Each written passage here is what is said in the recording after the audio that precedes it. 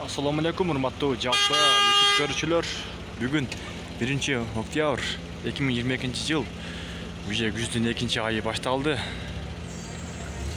Туугандар, бүгүнкү суббота саат 2 болду. Курстун валюта баасын буюрса чогуу көрөбүз. Андыктан биздин видеобуз аягына чейин көрүп, класс комментарий жазып коюңуздар.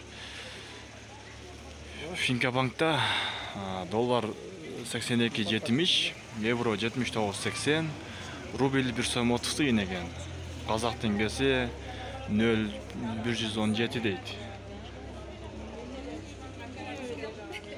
Лайктан басып, колдоо иретинде класс жазып коюңуздар, класс комментарий. Бул Эко Исламик банкта доллар 80.50 экен, евро 78.00, рубль 1 сом 32 тыйын. Эко Исламик банк. Бул Доскредо банкта дагы доллар 81.00, евро 79.50, рубль 1 сом 30 тыйын экен.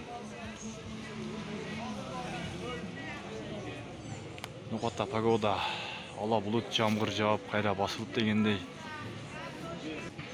Ал эми булар валюта боюнча да бир аз маалымат берели. Банк менен канчалык деңгээлде айырмасы бар? Рубль 1 сом 30 тыйын, доллар 83.00, казак теңгеси 0.12.